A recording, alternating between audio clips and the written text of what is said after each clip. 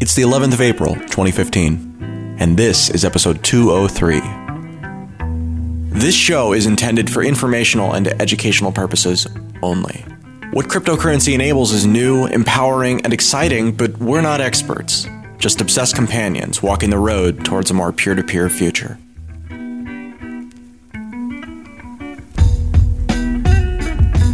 Today on Let's Talk Bitcoin, I'm joined by Mike, the editor-in-chief over at Coinfire.io. So Mike, you and I have known each other now for, I think we're going on about a year. The work that you're doing over at Coinfire, it's one of the few media outlets in the space, and I include Let's Talk Bitcoin in this as one that isn't focused on this, that's really focused on digging into some of these deeper stories. Let's start at the beginning. You started Coinfire about a year ago? It was about June of last year, yeah. Okay, so you started Coinfire in June of last year. What were you trying to accomplish with Coinfire at the point that you started? Why did you start Coinfire? When things got started, it was very much one of these situations where I knew that I wanted to do some writing, but I wasn't sure how I would go about that. And so I had a lot of friends who were in this space, in this cryptocurrency space, and they were always talking about it. They were super excited about it. And I thought, oh, that's really cool. So I started checking out, cryptocurrencies in December. I kept watching them from afar, and I had just gotten done with some startup stuff, and I didn't really know what I wanted to do with my life at the time. And so I started looking at, what is it I wanted to do? What do you want to be when you grow up? I guess is kind of the question. And I think it's totally fine, to not know what you want to do. And I was very much in one of those stages of my life where I said, I'm not sure what I want to do. I was excited about the cryptocurrency stuff, so I decided I was going to follow a passion. And the passion was that I wanted to write. And I knew that, I'm not a professional journalist. I knew that I don't have the best grammar per se and all of these other things, but I knew that I was really excited about writing. And so I started Coinfire as this kind of an outlet for me to just practice my writing. And I did not know that when I started down this path that it would be something that, I was like, well, I'm passionate about it, but I didn't know it was something I was going to be really passionate about and super excited about. It just sort of started off as a place where I was talking about different Bitcoin websites and things that I was finding. And I kind of approached it as, this is a site that's sort of my tales in cryptocurrency. And a few weeks into it, one of my friends who worked at 1-800-Flowers said, we're working on implementing Bitcoin. We've opened these discussions with Coinbase, and Brian Armstrong, who's the CEO of Coinbase, has been meeting with our COO and CEO, and I thought you might find this relevant. And so I sent him an email back. I said, hey, that's kind of a big deal. I don't know that anybody's talking about this yet. And he said, yeah. And I said, well, I've been kind of doing this website, and I think I want to start doing news. Is it okay if I run something about it? And then he said, yeah, that's fine. I started digging into that story more. I started making a bunch of phone calls to different people at 1-800-Flowers, started calling people at Coinbase, and that's when I discovered that I had this passion for trying to get the story. Some of the fun of doing journalism is literally just the finding of information, the contacting the people and trying to figure out what it is that's actually going on. I got a super rush from it. And I was like, this is actually really fun, just trying to find out what's happening. And so from there, it's sort of grown into this thing where it's like, is there a way that I can do this every day? And I can find people who have stories, that are, I feel, are relevant or newsworthy, and can I convince them to talk to me about it and then write about that? And so it's sort of turned into this thing where I discovered that my passion wasn't just to write. My passion was really to gather and to find and to interview and to talk. And it's sort of grown from there. One of the other things that's characterized the tenure of Coinfire, I would say, is that you guys have probably been attacked as far as DDoS attacks and, compromises. I think that you had your original domain stolen or out from under you. A series of crazy events that happened here. So it seems like from fairly early on, you've been antagonizing people. Where did you find the mission for Coinfire as it seems to have become?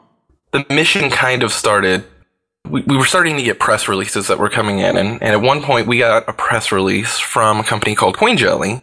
They were this exchange of sorts in Australia.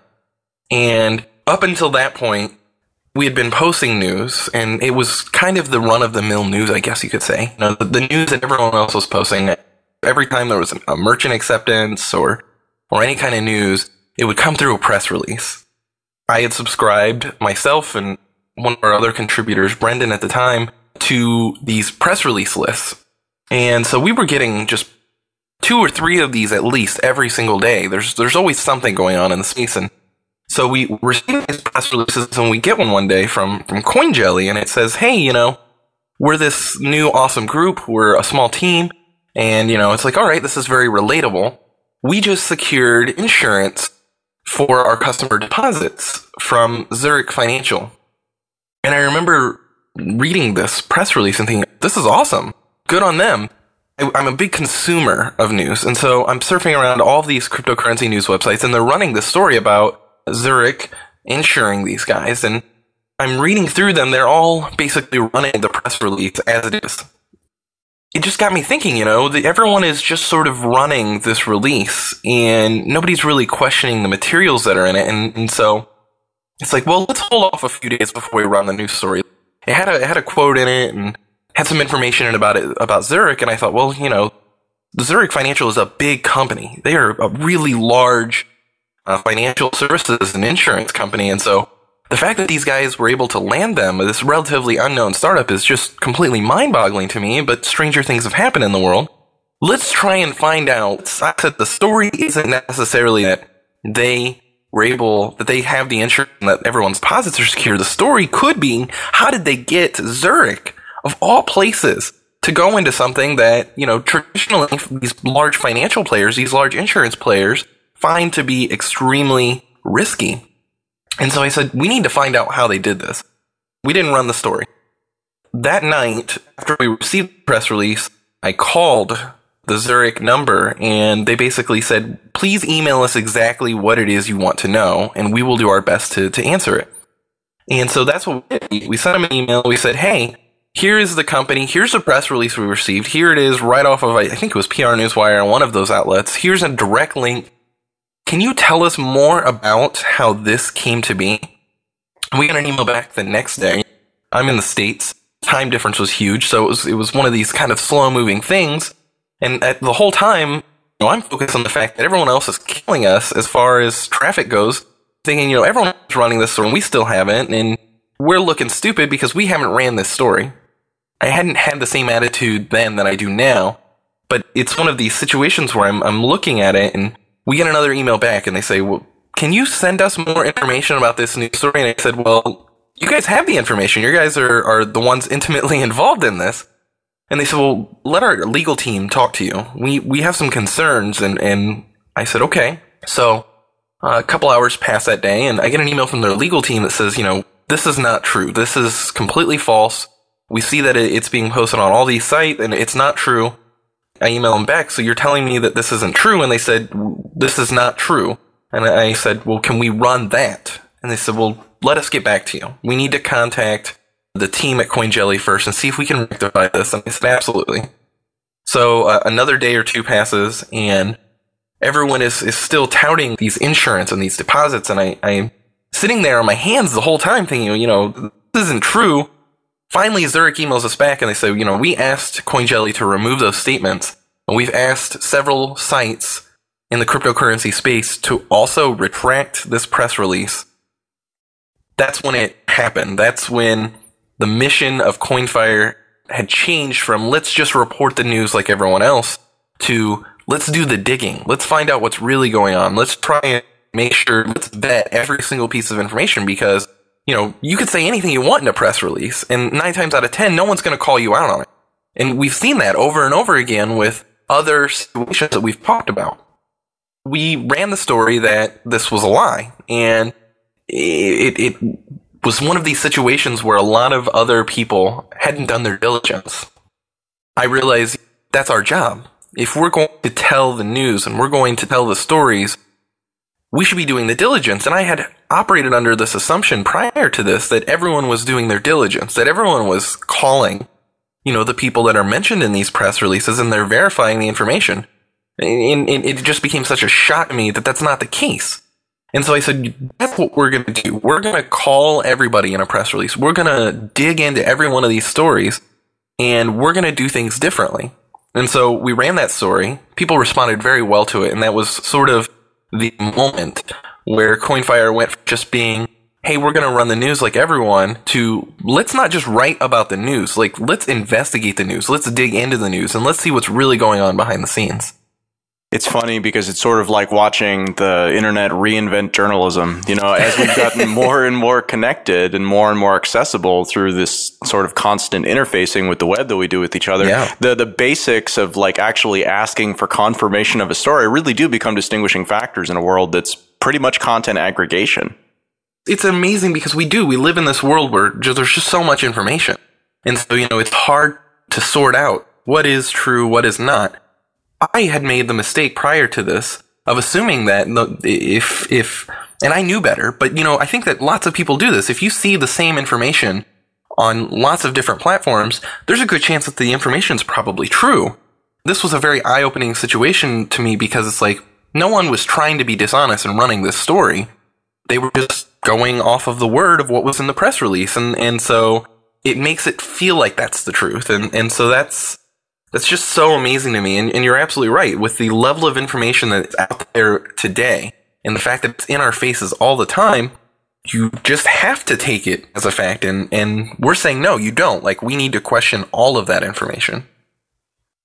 Well, in the case of the story, you know, you're talking about here, the information was flatly not true. The story was just flatly wrong. And so, you know, you had to find out and report that the story was wrong. But, you know, it reminds me of a more recent story. There's been one floating around. S&P supports Bitcoin or something like that. And in reality, it's based off a press release that is saying that S&P's technology is being, you know, paid for and used by another company that's going to be trading virtualized Mt. Gox style database versions of Bitcoins. So it has nothing to do with S&P supporting Bitcoin. That's just the angle that the guy writing the press release chose to take on it. Right, and we see that a lot. And that's, I've seen some criticism on Reddit. The Bitcoin world is this bubble where we only pump the things that are selective. Like, you know, let's take a quote out of context from Bill Gates or somebody and let's make that be really positive towards Bitcoin. And that's not just a Bitcoin thing. That's not just a cryptocurrency thing. That's an every industry thing. And it's really hard to distinguish when that's happening versus what the full story is, because we have created this environment where in certain industries, ours included, where pieces that are promoting our industry are kind of shooting to the top, where we take one little tiny fragment of that news and we blow it up into the very large thing. And it very much, it's one of those situations where that is happening all of the time, and not just in this industry, but in lots of others. You know, we're trying to say, let's not do that. Let's not look at the tiny little fragment of information. Let's look at context of that quote, of that information. What's really going on. Information in context is a really interesting way of looking at the type of curation that you're talking about. But yeah, I think that's it. It's the looking at things by themselves as if the singular piece of information is all that matters. That really is what creates distorted opinions and distorted perspectives, because nothing exists like that. Nothing is in a vacuum. Exactly. And I like the way that you're saying that. And I totally agree. I think that information in context is important. I think it's disingenuous for a lot of people on the internet to say, well, you know, this is a positive bubble, like a vacuum of that. And it's like, well, yeah, I mean, it is. That is happening, but that's not to say that it's only happening here. And I think that almost comes down to the fact that as a society have so much information available to us that it is difficult to curate the information. And I think that, you know, the people who are solving those issues are going to be the ones who make the most money in the end. They're going to be able to provide services that others can't provide. I think that content curation, as we have reached this point of so much noise, is going to be kind of the next future.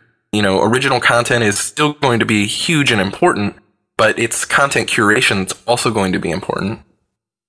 A big part of your story, Mike, is about GAW Miner, PayCoin, and specifically a guy named Josh Garza. We're going to spend the rest of this interview, I suspect, talking about this relationship. But can we just talk about those kind of what the core business models, or what at least they say that they are trying to do with these various projects that Josh has? Because the first one that we're going to talk about is GAW Miner, which started off as a mining hardware company and then became you might be able to tell this story a little bit better than I can. So what is GAW Miner? What do they actually do under ideal circumstances? And then also, can you talk a little bit about PayCoin and kind of what the premise and promise of that was? So GAW Miners did start off as this hardware company. They were selling various hardware miners on the market. These sales of hardware miners was happening before I even was kind of in the space. GAW Miners it stands for Genius at Work, and so Josh is an entrepreneur, I guess you could say. He started GAW Miners. He has said himself he got scammed when he was attempting to buy miners, and because he wanted to basically be a Bitcoin miner, and in December of 2013 he kind of started laying this foundation for GAW Miners because he said, you know, he was tired of being ripped off by people in crypto. So in March of 2014, he publicly launches the company, and he claimed, I believe it was to TechCrunch or maybe CryptoCoins News, that he had cleared $50,000 of sales on his first day of operations. And so from the outside, this looks like a huge step forward. And GAW Miners kind of got their start as being a reseller of grid seed miners. And so grid seed miners are they were at the time these little tiny miners that mined SHA-256 and script at the same time. So they were selling these. He basically showed up on the scene around the time that some of the people who worked for Butterfly Labs were going on Coinfire and basically trolling people about how they hadn't received their orders yet. They were just kind of being. And so Josh came onto the scene, and everyone thought, well, this guy isn't an. You know, he's super friendly, and he's selling miners, and they seem to be shipping very quickly. People were like, this is awesome. Now, there had already been a little bit of controversy that had happened. Someone had claimed on the Litecoin subreddit that Josh Garza ripped them off on an eBay transaction. There were allegations that something wasn't right early on, but for the most part, everyone was like, you know, these guys are actually delivering miners. No one else is doing this. They were selling and shipping these hardware miners, and then Josh announced that they were going to start selling these virtual miners, and so that's where the hashlet thing started. And so on June 8th of 2014, Josh announced that they were launching their own forums called HashTrader. This was his response to what he said was a lot of trolling on Bitcoin Talk. I've gone back and I've read a lot of this trolling, and I'm putting air quotes around this because it was people asking Josh legitimate questions about his services, and he said that they were trolling him. You know, like, I don't have to answer these questions. And so he got pissed off basically and was like, well, you know what? I'm going to start my own forums that are like Bitcoin Talk. And if you guys want to come troll me there, I'm going to ban you. He started that. And then on August 5th of 2014, he purchased BTC.com. And that's when everything kind of blew up a little bit because he was basically saying, I'm going to sell these virtual Bitcoin miners. We're not going to sell hardware anymore. If you bought a piece of hardware from us and it hasn't shipped yet, because they had these vault breaker miners, this piece of hardware that they had went out and they had pre-sold a bunch of these, and people, you know, were getting in line and waiting for them to be shipped. And he said, well, we're not going to sell hardware miners anymore. So if you are in the queue, we're going to give you one of these virtual miners. So you don't have to wait for us to ship you your miner. You can literally start mining Bitcoins right now. People were excited about that because instead of having to wait for somebody to ship them a miner, they could start mining immediately. The company evolved from doing hardware sales into doing software sales of this virtual miner. This GAW Miners hashlet came out. According to the marketing materials, it was this always profitable thing. It would never be obsolete. It was this just amazing thing. And so it launched, and on the day that it launched, Shopify, who provided their e-commerce platform, crashed. And Josh issued a press release saying GAW Miners' sales were so huge on the hashlet that we crashed the entire Shopify platform. And I remember being skeptical about that at the time, so we didn't run that story. They evolved into doing that software side of things. They're selling these hashlets. It's not super long into the selling of these miners, these virtual miners, that GAW announced that they're going to launch their own cryptocurrency called PayCoin. And at the time, they were calling it Hashcoin. They were saying, you know, we are going to launch our own cryptocurrency that is better than Bitcoin because it's faster transaction confirmations, and it's going to have this whole wide range of like the flux capacitor hybrid marketing bullshit features that they are going to start their own cryptocurrency, and anybody that has one of our virtual miners is going to be able to mine it as well. This just put people into a frenzy at this point, Adam. They were so excited to know that there was going to be this new currency and that they were basically going to get the first chance to mine it for everybody else. That's when statements started coming out of GAW Miners and Mr. Garza himself that they had all these partnerships for this new cryptocurrency to be accepted at all these retailers. So that's where things evolved, and most recently it's evolved a little more because now there are these other companies that are sprouting up to accept PayCoin that are actually owned by Josh himself still. This company, I guess you could say, and I put quotes around it, this company has kind of evolved a lot over the last, it's not even been in business a year yet. And it's gone from hardware mining to virtual software mining to we're launching a cryptocurrency to we're launching a wallet for this cryptocurrency and letting people stake it to earn more to we're going to have a $20 floor to no one's accepting PayCoin, but don't worry, we're launching our own companies to accept this coin.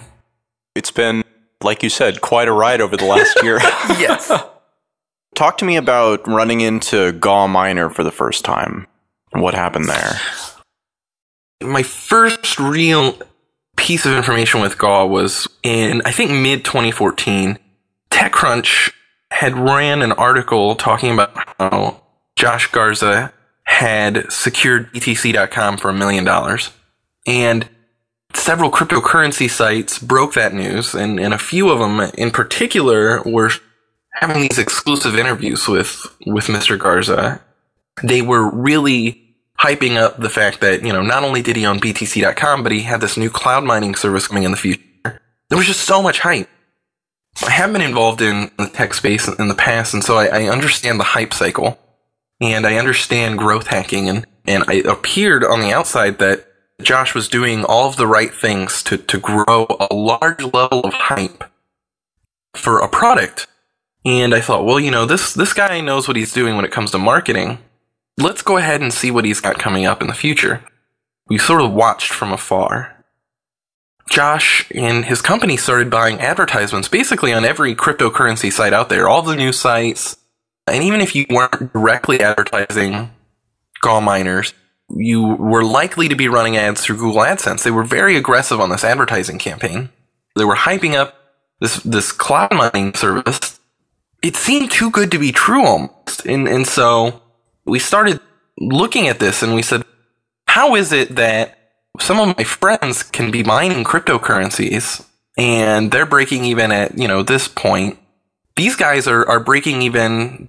What piece of technology do they have that's letting them generate more money than everyone else in the space? And I said, we need to find out what's going on there. I don't mine. I don't do any of those, you know, kind of things. So I'm not 100% familiar with how it all works. I mean, I do know how it works, but at the time, it was a concept I didn't quite understand. And so I asked a friend of mine, Leo, if he could kind of shed some light on this entire situation. And I said, here's what we're going to do. I'm going to give you the money and you're going to buy one of these miners.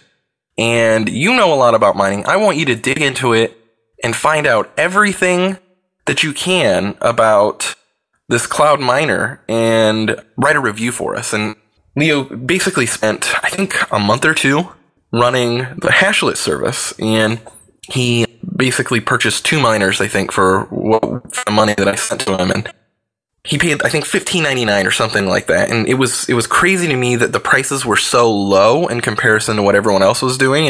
And I was like, you know, you gotta find out what these guys are doing. Like, this is a story. People are going to want to know. Like, this is amazing.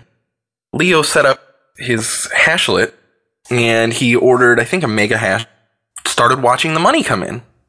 We're big Slack users, and so he would come into our Slack and he would say, hey guys, you know, I made X amount of money today on my Hashlet, and it looks like I'm going to have an ROI, you know, in this many days if things continue. And we were all just completely mind blown. Like, we were just like, this is incredible. Like, this is amazing.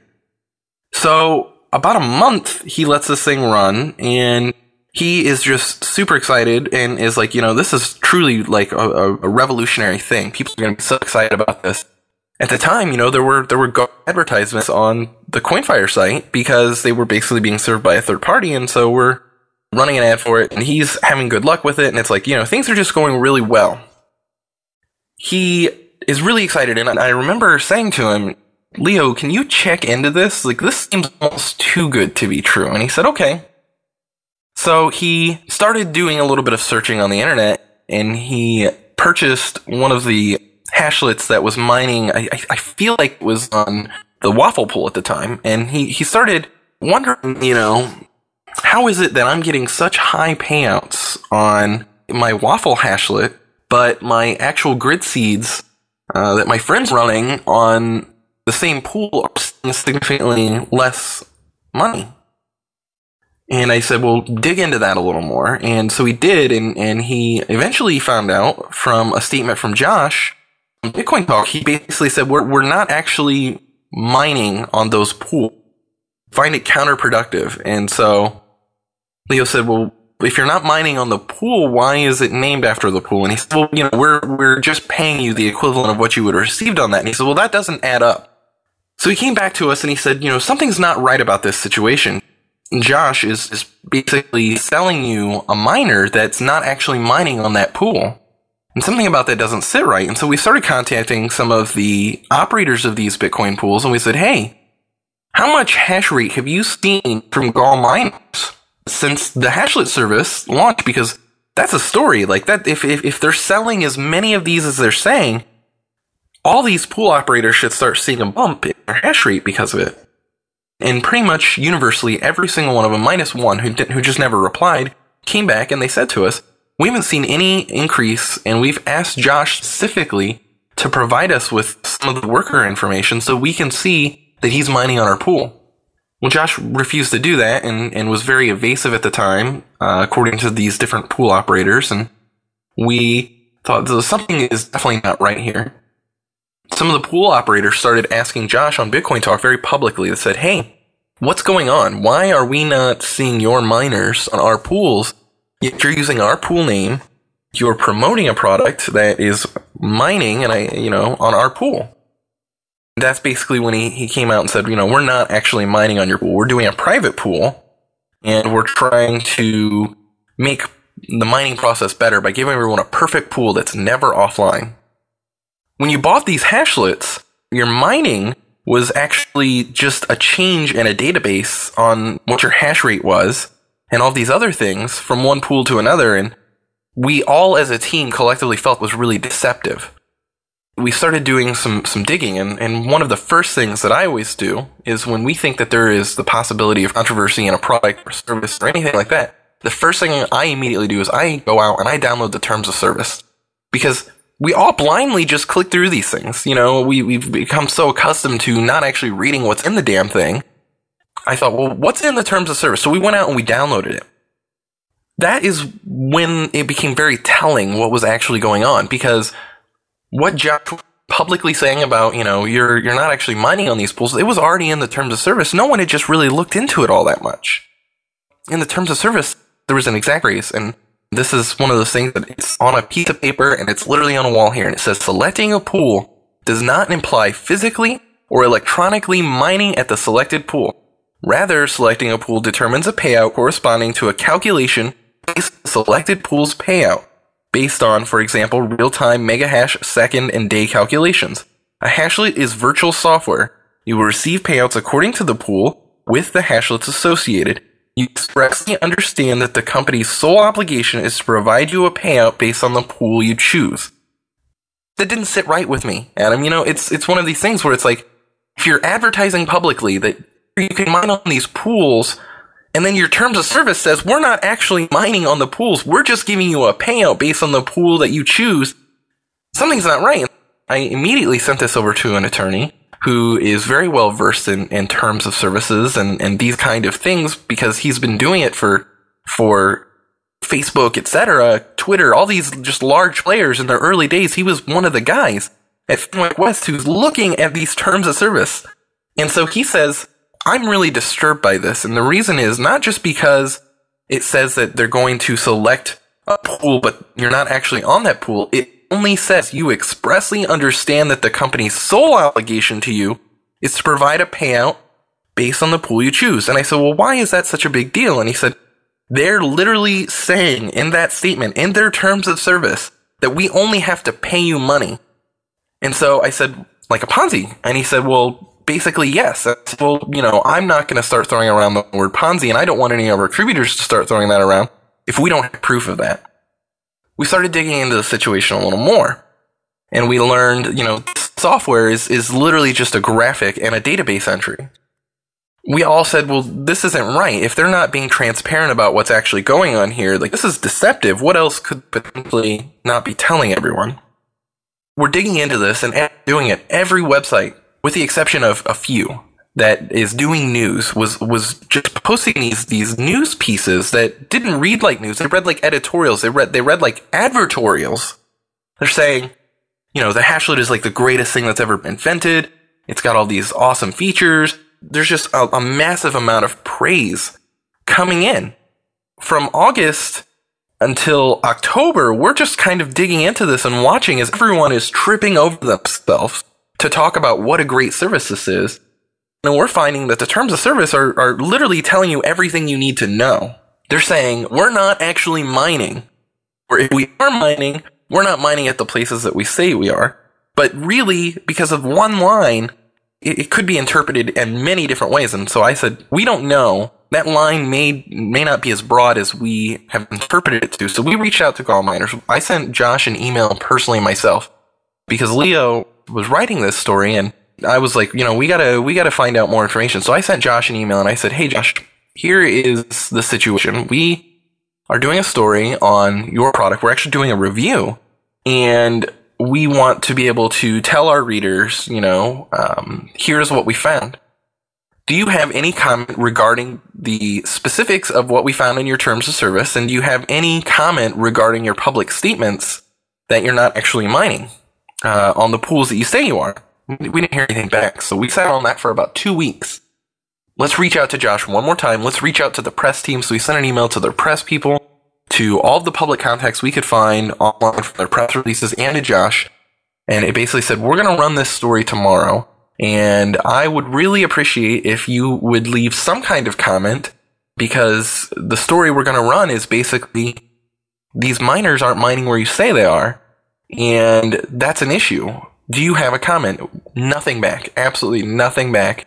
We ran the story. It received a bit of traction. There was a lot of people in the community, especially in the mining community, who felt like something was off about the entire hashlet situation. We saw a decent bump in traffic. I had reached a point where I didn't really care about traffic anymore. It was more about, well, I'm fulfilled by just going out and finding these stories, and let's just keep doing that. We run that story, and we basically hear nothing.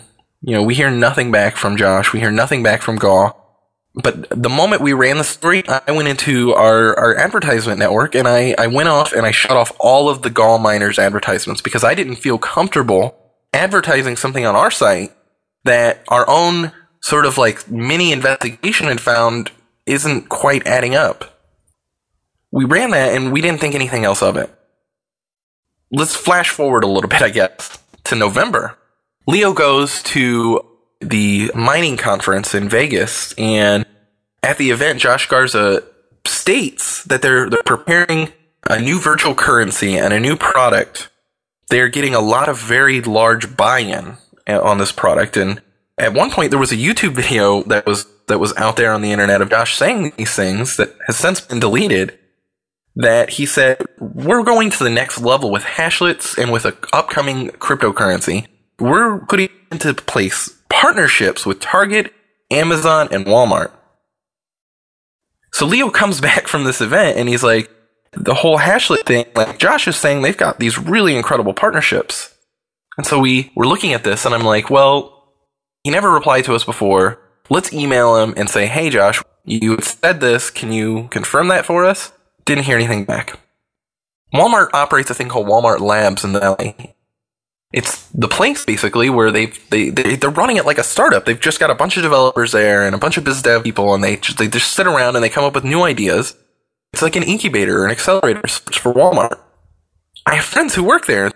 So I get on the phone and I say, here's the situation. We got a guy conference that's claiming they have a partnership with you and it's cryptocurrency related, completely off the record. What can you tell me? Because this is huge.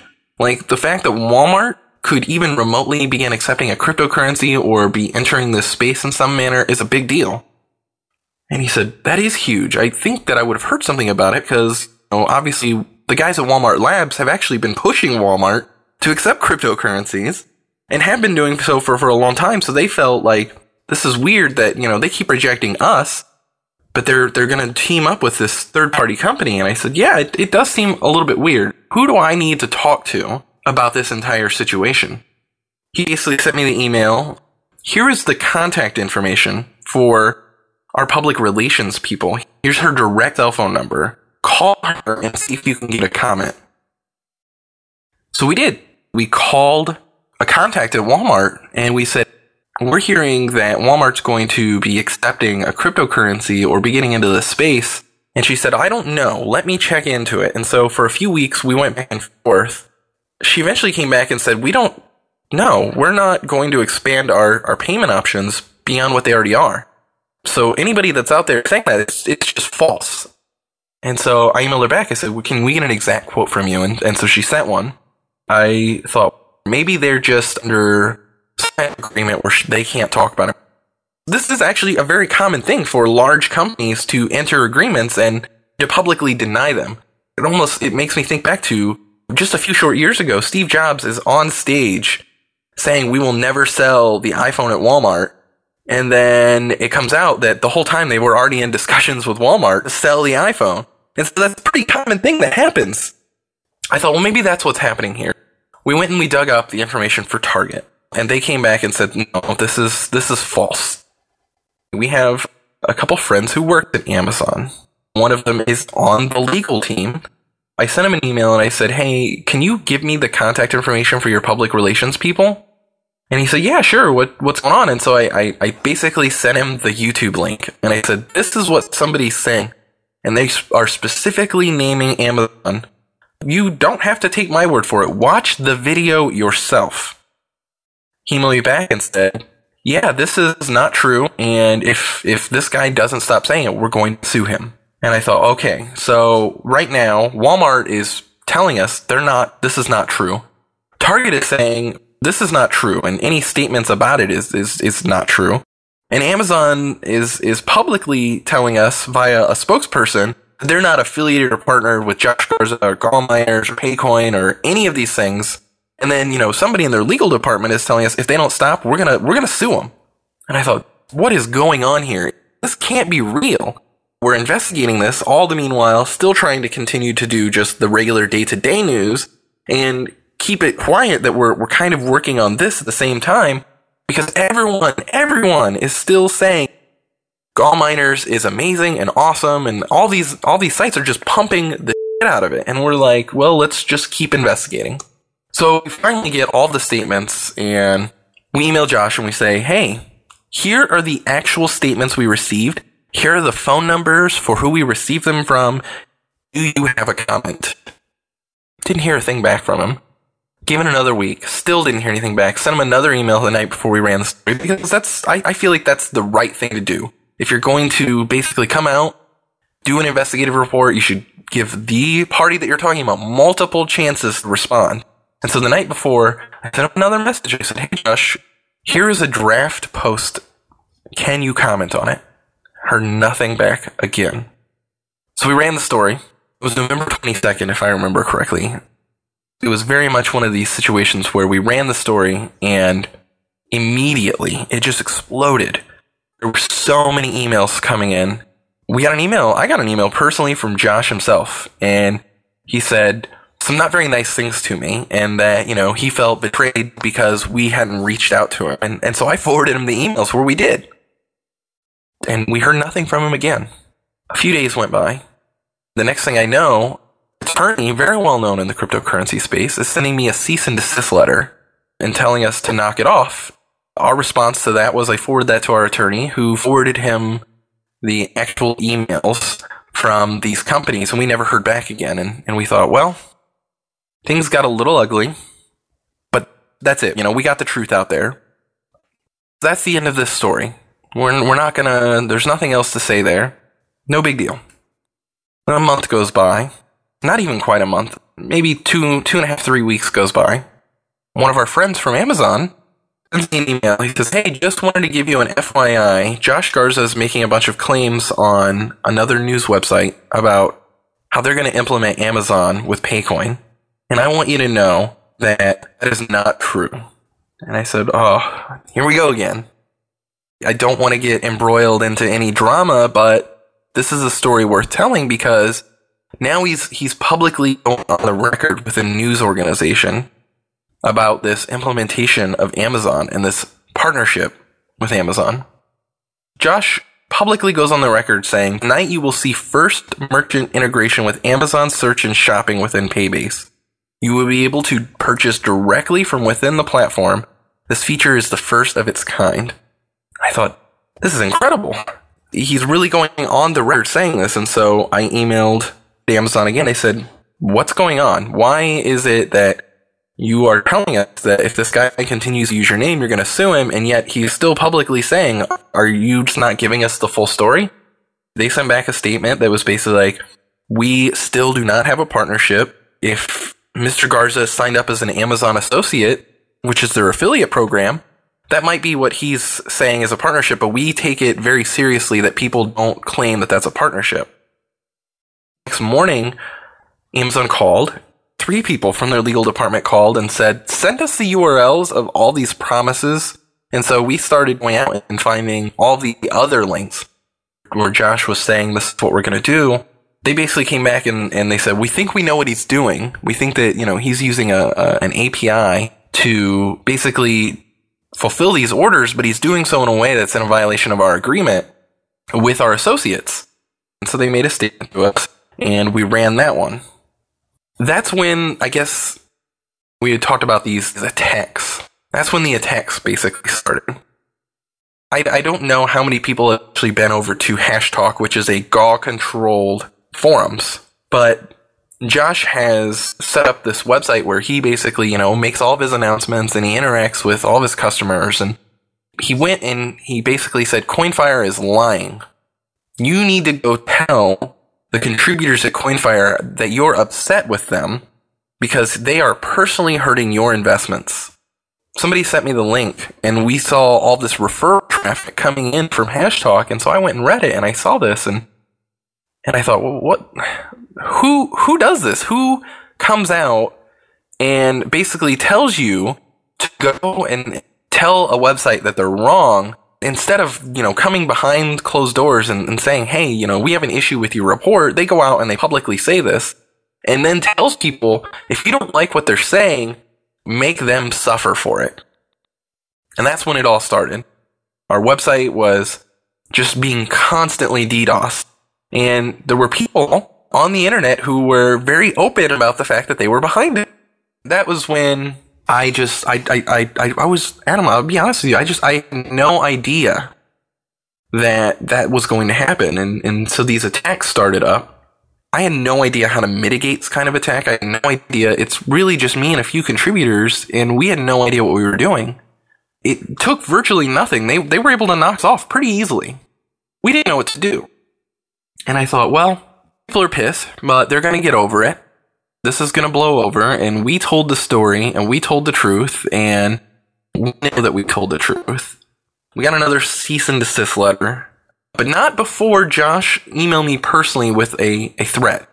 And he was very careful in that his threat was not worded in a way that it could be considered a direct threat, but he basically said, if you do not take down your article, I am going to engage in a legal action against you, and I guarantee you that it's going to be costly and it's going to take up all of your time and you're not going to be able to do anything else.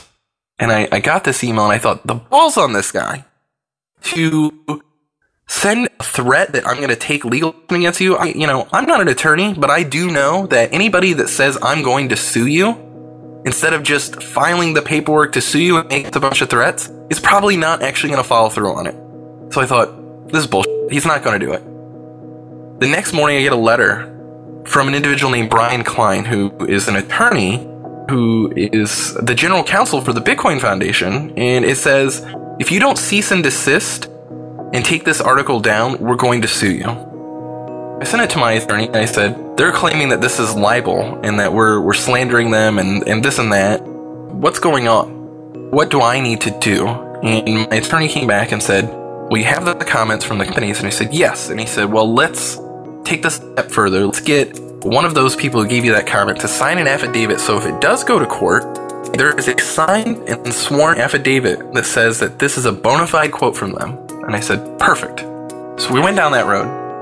My attorney basically kind of enlightened me almost at that point. He said, anybody that's going to send you a threat before they send a letter, they're going to lose in court. One of the first things a good attorney will tell you to do is to shut the hell up.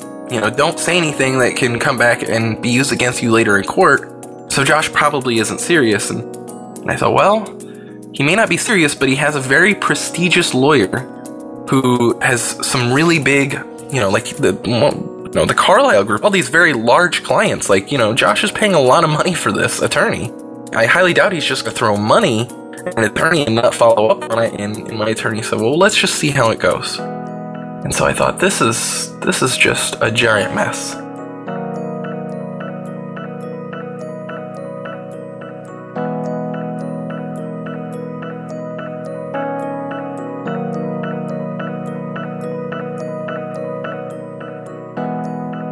Today's episode of Let's Talk Bitcoin is brought to you by the LTB Companion Wallet, which I'm really pleased to announce is available right now in the Chrome store.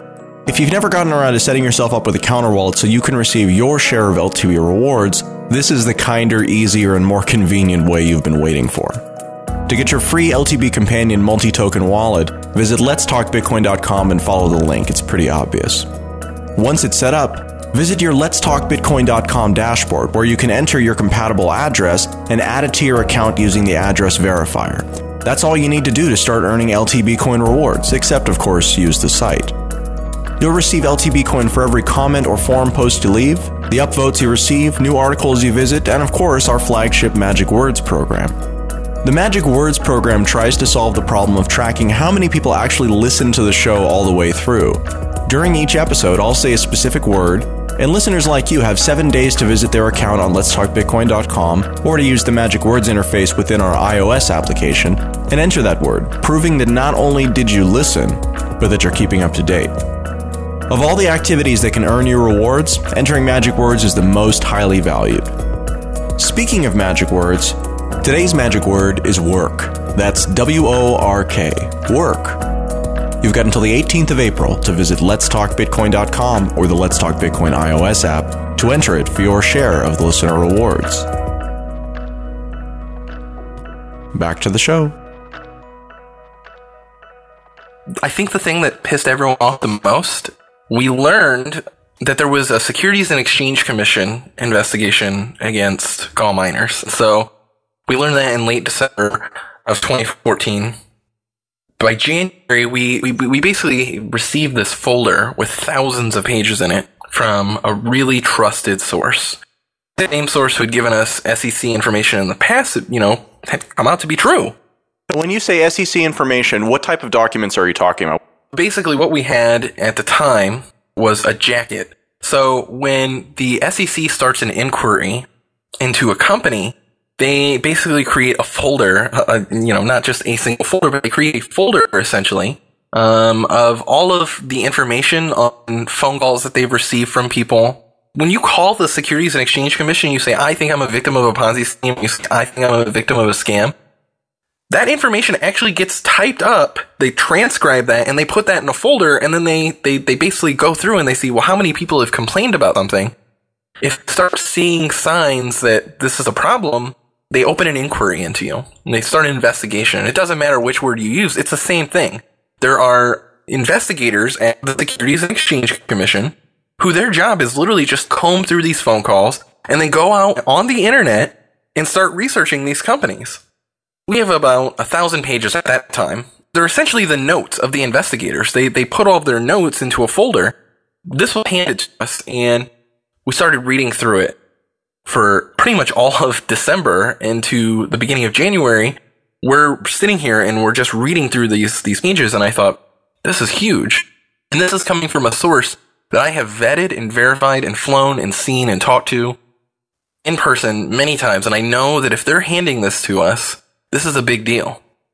People started saying, well, you're just trying to attack GAW miners. It's the only thing you guys talk about. And mind you, we barely talked about them prior to this. We've talked about lots of things.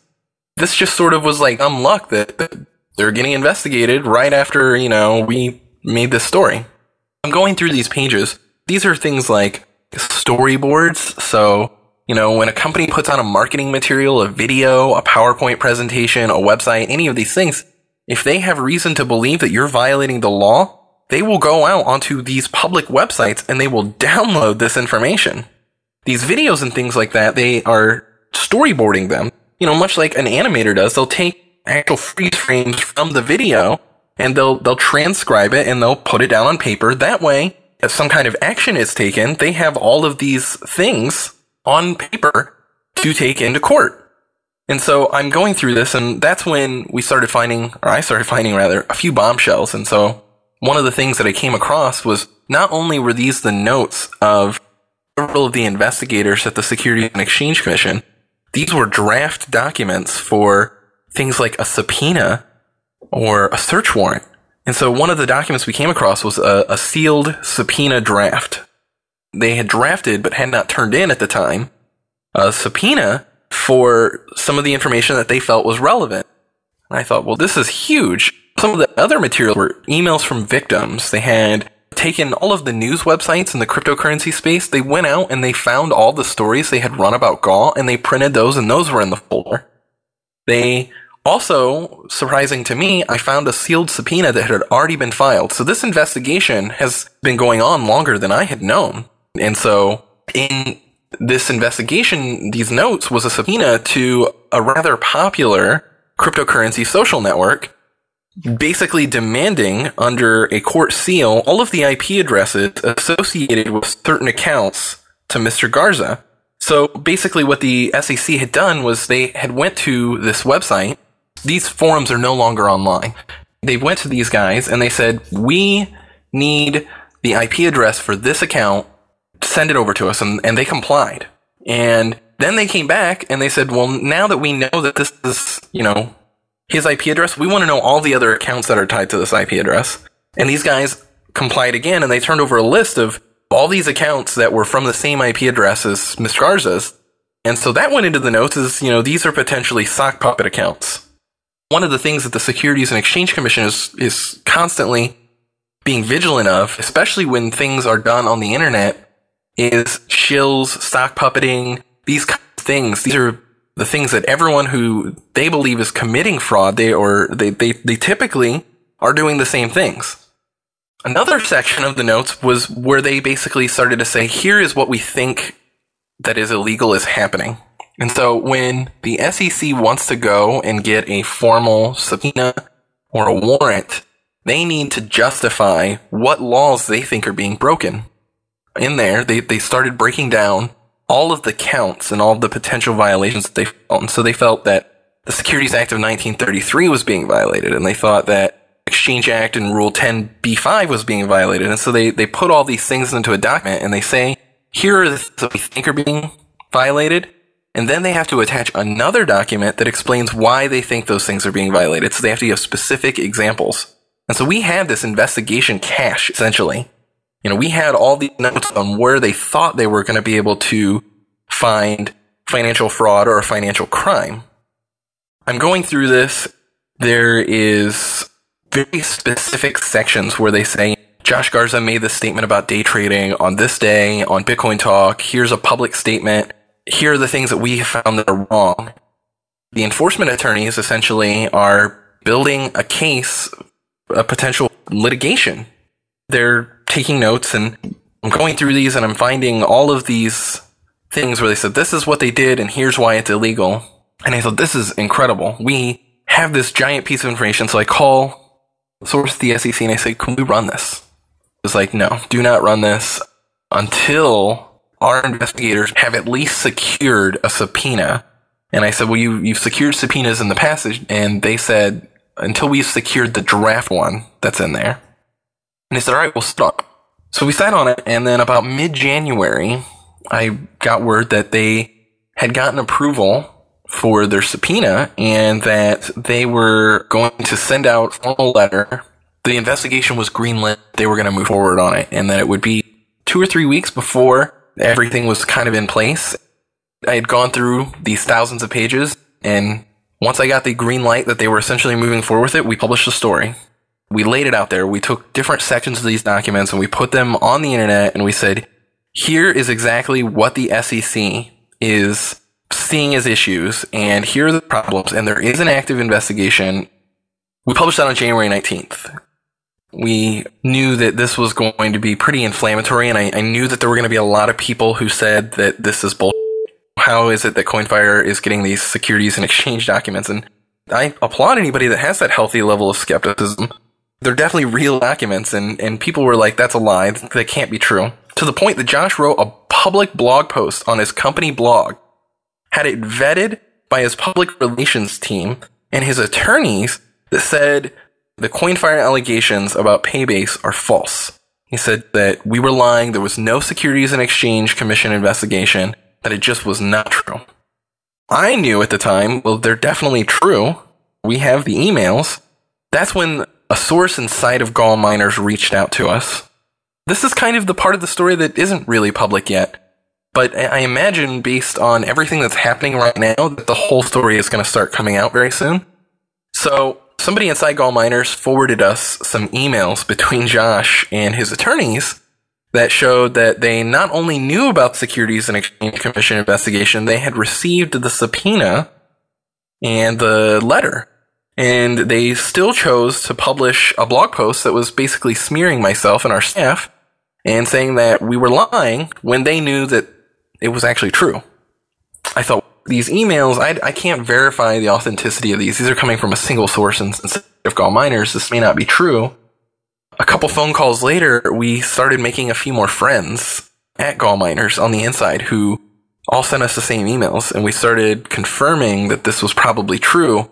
The cherry on top, we'd already gotten confirmation from 5 people that these emails existed. Josh showed these emails to one of his biggest investors because he wanted to assure them that even though there was an investigation, that it wasn't going to go anywhere. And that person immediately came running to us and said, I have something I need to talk to you about. Josh basically showed me these emails. Nobody outside of myself and the people who were intimately involved in this situation knew that we had seen these emails. And so for this person, completely on the outside of the situation, just as an investor, to come and say, here's what I saw, we knew that this is getting to be a big thing. We don't know the outcome to this. Presenting your discoveries and your ongoing investigation into the topic, and it certainly seems like some conclusions can be drawn from this. Is there anything here that you think could plausibly, is there another narrative that could plausibly be the case here? I can say that the wonderful thing about the American justice system is we never know for sure. And yes, there is a possibility that the Securities and Exchange Commission will drop this. If you go back and you look at the track record for the Securities and Exchange Commission, and this isn't to slight them, they don't have the best track record of actually following through and winning a case. I'm more talking about, you've run up against, it seems like Josh's institutions a couple of times, starting with the cloud mining oddities and pointing out the problems that you saw with that then wound up actually, being different from what pretty much everybody else was seeing, to the partnership announcements that didn't exist, for which you were threatened with legal action for, even though they didn't exist. And now the SEC investigation, this seems like it's a pattern of they deny, they fight very hard, but in reality, it winds out that you're right. Honestly, I will 100% confidently say this, and I will go on the public record as saying this. There has been a lot of people that are saying, well, maybe they had these things and things just fell through. The Securities and Exchange Commission is just one aspect of the investigation. It has expanded now to the IRS, to FinCEN, and to other organizations who obtained a search and seizure warrant for all of Josh and all of his employees' emails, essentially. And so all of these things are now in a folder as well, all of these emails. I have seen all of the discussions that have taken place inside of GAW I have seen all of the emails they've ever exchanged, essentially. Not all of them. I mean, there's so many of them, I haven't gotten through them all. But I've gotten through enough from the time frames that are relevant to the entire situation to know that Josh was outright lying, not just about these partnerships, also to even his employees, saying, well, we're on the verge of this. You know, he's telling his top-level executives and some of his major investors that I have talked to XYZ company. He's telling that to these guys in an email. This is their boss, so they believe him. While all the while, he's getting emails, getting shot down on these things, or basically being told, no, we're not going to do that. So yeah, I mean, he's very intentionally, systematically deceiving not only his investors, but even the people that are closest to him inside his company. And I can confidently say that because I have seen the email exchanges from all sides at this point. And so has, FinCEN, so has the Department of Justice, so has the Department of Homeland Security. There's so many organizations involved in this, and they're all running investigations that are separate. But it was all spurred on by, the SEC basically finding a little bit of wrongdoing. They found a single line of something that wasn't accounted for on their books. An investment from somebody that is on a banking watch list, and they sent that on to these other organizations, and they really started digging in. So I can confidently say that no matter what Josh will say publicly, and this is the first time I've ever come out and publicly said that Josh is lying, like myself. I am telling people that Josh is lying, 100% lying to his employees, to his investors, to the general public. He is 100% lying, and I have seen the evidence, and I am very confident that evidence will become public information in the near future. Okay. Well, so let's finish the story then. What's left? Where are we right now? It's what, February, March? I mean, are we already to March? We're just getting ready to come into March at this point. We fast forward a little bit, because basically during all these times, I'm still sorting through these documents. At this point, you were off the grid. We stopped hearing from you. Yeah. Everybody at Let's Talk Bitcoin, we hadn't heard from you in probably 2 or 3 months by the time you finally reached out again earlier this week. So I'll give a little backstory there. Basically, we reached a point where in January, we started to publicly say, these are the documents that we have. At this point, I'm laying low because I'm aware that, possessing these documents could result in my source maybe not just getting fired, potentially going to jail at this point. I'm getting all kinds of threats at this point. Very, very targeted threats. Like, we know that this is the town that you are currently residing in. We know that this is who you are. We know, this is Mike Johnson's address. This is all of your information. At this point, I am in a relationship, and my girlfriend is even like, okay, this is getting scary. It turned into the situation where it's like, well, I'm going to lay a little lower. And there's so much information that I literally got into a car, was basically like, you know what, I'm going to disconnect from the internet, and I am going to get in a car, and I'm going to drive 8 hours in one direction, and I'm going to hole up somewhere with all these documents, and I'm just going to sit there and read and make it my focus to find out what's really going on here. Because something is definitely going on. For about 3 months, I am completely MIA. Even my staff hears from me maybe once a week to, say, hey, good job on this, good work, or maybe look into these things. Because I literally thrown myself into this investigation. I'm fully invested in the investigation at this point. Not because I have an axe to grind with GAW Miners or investors or Josh even himself. Like, I have no need to grind an axe there. There's just so much material. It's so in-depth, and it's got so many aspects to it and so many, lies, deception. This is literally like a book or a movie waiting to happen, and I need to spend some time sorting through all this. I'm laying low, trying to not expose myself to any more threats, trying to make sure that my friends and my family are protected, and that my source is protected, and so I'm kind of laying low at this point. I'm sorting through all these documents. That's when things just started getting really hairy. It was probably the 4th week of January, after we had run this story, that I basically go to Washington, D.C. to meet with some people, and they bring 3 bankers boxes worth of documents, and they say, you want to know the full story? Here is everything you want to know. I've pulled up and spent the last several months doing nothing but reading these documents. I feel like it's just, there's such a large amount of material and there's so many stories going on inside this overall story. I had to throw myself fully into it. In the last 2 weeks, there have been some really major developments into these investigations, and they're finally getting to a point where the government can't keep it a secret forever. And so I know that some of these key pieces of information are going to start coming out. So I finally feel comfortable enough to start talking about it publicly. I've gotten through enough of the documents that I know where, we're not done telling this story. There's actually so much more story to be told, but we're going to start telling it in more of a narrative, long-form form, that it's time for me to cut off my hole, essentially, and start directing our contributors and our editors and figuring out how we're going to tell this narrative from beginning to end with all of the little stories that are like, it's like a tree and there's so many branches going out. We need to figure out how we're going to start telling the whole story. There are people who say that the story's been done to death, but I'm telling you that there's just so much more that we haven't even touched on, that we're trying to figure out how we're going to start that narrative. And that time is now finally, after all of this last, several months of drama, to start doing that. It's time for me to step back out from the shadows and come to the room where I've been reading these documents and start figuring out what we're going to do next. So the Coinfire story so far is one of you having a direction, a kind of gut feeling of where you wanted to go, and then just sort of following the stories, following the interest, finding the things that didn't make sense to you, or that you were interested in, and just kind of tugging on those threads until you wound up here. Absolutely. I think that that's probably the best way to put it. It's one of those things where it's like, let's go down this rabbit hole.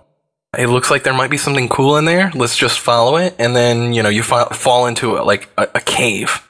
And there are lots of other holes going other directions. And I said, that's the direction I want to go. I want to do those kind of investigations. Earlier in the story, you mentioned the advertising that GAW Miner was kind of aggressively doing, and how you guys actually, even though, even before you were interacting with them through the coverage, you actually had them advertising on your site through this third party. One of the things that we've certainly noticed at Let's Talk Bitcoin is that a lot of times when it comes to monetizing like display advertising space, or basically just advertising for anybody, it does seem to be quite difficult to get away from the things that are more likely to be scams than not, because they tend to be the ones that have the budget to actually, market, and everybody else is kind of still focused on functionality. The work that you guys are doing, and a lot of these stories, what you just mentioned, the 3 months that you've spent essentially going through these documents, is a perfect example of how journalism and posting, new press releases are completely different things.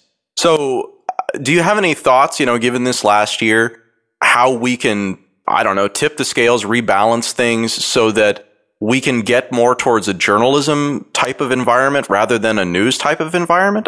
It's extremely difficult. It's something that we wrestle with on every day. I know that you do as well, and I know that many of our colleagues in this industry do, and in just journalism, plain and simple. It's difficult to know what is going to work and what isn't. We've gone from a world where everyone paid, for a newspaper to be delivered to them every day, to we get all the news we want for free on the internet, and it's been driven by advertising. It's been driven by page views. Publishers and contributors, editors, authors, everyone in the space. And I'm not an experienced journalist, so I'm trying to think out of the box because I don't have the same experiences that most do. And it's put a lot of people into this tough spot of we need to drive page views or we need to drive advertising, and everything that we build needs to be done around that. And so it's very difficult. It's a problem that I've been watching, and I've been saying, I don't know what the solution is, and obviously the industry doesn't know what the solution is. So let's just experiment and try things. Because what do we have to lose, honestly? If things continue to go down the path that they are now, this is an industry that without change is not going to go any further than it has. And so we've been trying to think what are different experiments we can try? What are programs we can try? And you're right, the money for scams and fraud and just very questionable stuff, it flows so freely. The legitimate guys, the guys who are doing a startup, they don't have loads of money to go put into advertising. they're struggling just probably to pay their staff. And so they don't have money to go and advertise on these sites. And it's difficult to go down because, some of these websites in our industry specifically are charging $700 to $1,500 or more for an advertorial, for an article that's sponsored. Only the guys that have tons of money that are operating these less than questionable, like these less than honest things can afford those. And so when you look at the sites that are doing that, they're trying to pay the bills just like I am. You have to weigh, do you want to advertise something that is really questionable and be able to pay your staff, or do you not run that and potentially run out of money? Because I'm not from this industry originally, I'm trying to do things that people in journalism, they haven't tried, or they've done a different approach, and so it hasn't worked. And that's not to say what I'm doing is going to work. I mean, it could fail miserably for all I know. Know that we need to try something. We need to do things differently. Because what is going on right now is just not sustainable. Well, Mike, this has, like I said, been an incredible interview, actually much longer than we've tended to do. This is, I think, the longest interview I've done in almost 6 months. Just real quickly, I want to encourage people who haven't had a chance to take a look at coinfire.io to head over there and take a look at their editorial policy and their ethics policy posted right up in the front bar. Very, very easy to get to. That kind of explains, really in concise and some of the terms that I'm probably going to wind up taking, why there's a bright line, essentially, between editorial, which is to say content, and money, which is to say advertising. I've been thinking about this stuff a lot because with Let's Talk Bitcoin, we just say no to people, right? We don't really dig in. We just say no, no, sorry, that seems like it could be too risky. No, we're not going to do that. But this sort of like laying out all of the definitions of exactly what a payola story is and what a sponsored story is and advertorial and all this other stuff, and pointing out that it's just something that isn't done at all as a blanket rule on the platform. That's really, really valuable, I think, in a world that is increasingly driven by content that is essentially featured and sponsored. This is something I want to see. I want to see an industry-wide change here. I want to see, when I go to a news site in any space, tech, video game, let me tell you, and you probably know this, Adam, video game industry is so full of bullshit paid stuff. Everything is bought and paid for in the video game journalism industry. And no one that's in that space will argue with me on that. Like, yeah, it's true. I want to see just complete industry change. When I go to a website, I want to know what their editorial policy is. I want to know their ethics policy. I want to know all kinds of things. And, I know that you feel very much the same way, of just this level of transparency that's going to make the industry better. That's why we're preparing to release on GitHub, like, our editorial Bible that tells how, we source stories, how we vet information, our editorial policies, all of these things. I want people to use them, find and make improvements to them, and let's just make the industry better, because if we don't get better, things aren't going to get any better. We have to make a change. And I think that, coming from outside this journalism space, I can bring this viewpoint of, like, you guys are not in a good shape right now. Like, things are not good. We're all driven by page views. We're all driven by advertisements. We need to make a material change, or things are not going to continue. And so that's what we're trying to do. We're releasing our editorial Bible completely online on GitHub. We are releasing all of our editorial policies, all of our ethics policies. We keep a roadmap where everyone can see what's going on. We're even going to publicly source our finances, which is a completely crazy idea. We're going to say, here's where our money is going. And that's not to say everyone should do that. And it's just an experiment. We're just going to see what happens and see if people respond to that or not. We want to see a new level of transparency in journalism, because how do I know that I can trust you unless I know why I should trust you? And I feel like showing people what's going on behind the scenes is a great way to say, you know that this is true, and here's why you know it's true, because these are the 10 things we did to make sure it was. Thanks for listening to this episode of Let's Talk Bitcoin. This episode was sponsored by the LTB Companion multi-token wallet. It's counter-wallet compatible, free like speech and like beer, and available now at letstalkbitcoin.com.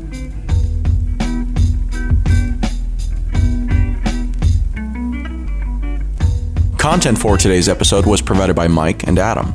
Music for this episode was provided by Jared Rubens and General Fuzz. This episode was edited by Adam B. Levine.